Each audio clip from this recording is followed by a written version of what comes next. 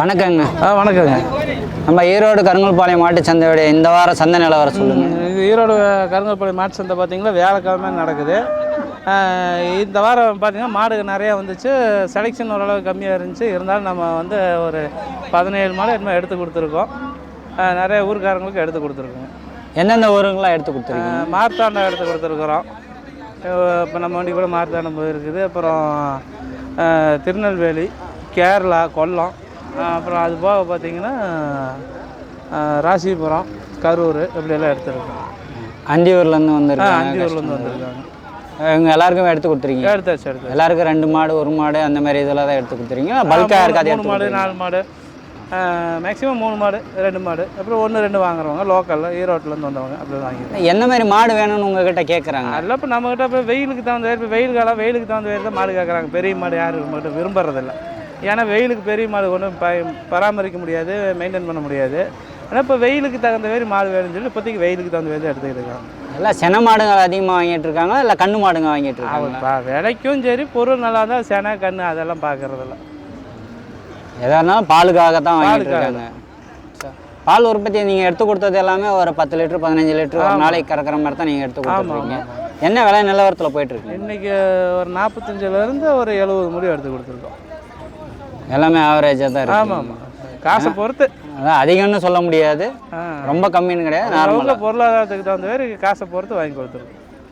சரிங்கண்ணா. இன்னும் கஸ்டமருங்க அதிக பேர் கால் பண்ணிகிட்டு இருக்காங்க. இல்லை, எப்பயும் ஃபோன் நம்ம தேடி வர்றவங்க நம்ம தேடி வருவாங்க. நம்ம அதுக்கு தகுந்த செலக்டிவாக இருந்தால் வாங்கி கொடுப்போம். இல்லைன்னா அடுத்த வாரம் வாங்கிக்கிறோம், தாட்டி விட்டுருவோம். வரவங்க வருவாங்க, வராதவங்க வரமாட்டாங்க. வேறு ஸ்டேட்டில் இருந்தாலும் கால் பண்ணி இருக்காங்க. கர்நாடகாவிலேருந்து வந்திருந்தாங்க. அப்புறம் கேரளாவுக்கு கொல்லத்துக்கு வாங்கி கொடுத்துருக்கோம். சரிங்கண்ணா. எல்லாருமே உங்கள் முன்னாடி பண்ணை வச்சுன்னு இல்லாமல் புதுசாக வரவங்க தான் அதிகமாக வந்துட்டு இருக்காங்க. பண்ணை வச்சுருக்கவங்களும் இருக்காங்க, புதுசாக விவசாயத்தில் நிறைய ஆர்வத்தோடு வர்றவங்களும் இருக்காங்க.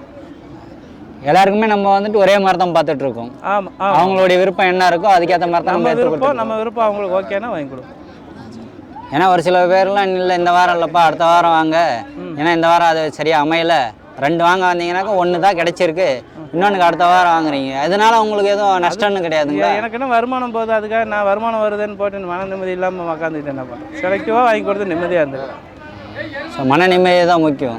பணம் சம்பாதிச்சு மன நிம்மதி இல்லாமல் டார்ச்சரில் இருக்கிறதுக்கு அளவாக சம்பாதிச்சு நிம்மதியாக இருந்துக்கலாம். எப்பத்துல இருந்து இந்த மாதிரி உங்களுக்கு என்ன வந்து? எப்பயுமே அப்படிதான். எப்போத்தே இல்லை ஸ்டார்டிங்கில் கொஞ்சம் அடியில் நிறைய வாங்க கட்டி தான் அனுபவத்துக்கிட்ட கற்றுக்கிட்டோம். அதனால அதிக அடிப்பட்டதால இழப்பு ஏற்பட மாதிரி தானே பல பிரச்சனைகள் நம்ம சந்திச்ச காட்டி தானே அது நமக்கு ஆகாது, இனிமேல் நிதானம் பண்ணிக்கணும்னு பண்ணுறோம். சரிங்கண்ணா.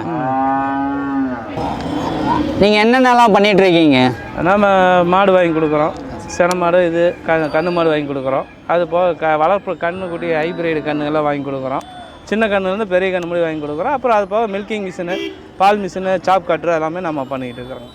நீங்கள் இந்த ஈரோடு சந்தையில் மட்டும்தான் வாங்கி தந்துட்டுருக்கீங்களா இல்லை வெளியில் கூட வாங்கி தந்துருக்கீங்க? ஆமாங்க. மாடு இதுதான் ஈரோடு சந்தை தான் நம்ம பொறுத்தளவுக்கு தமிழ்நாட்டிலே கடல்.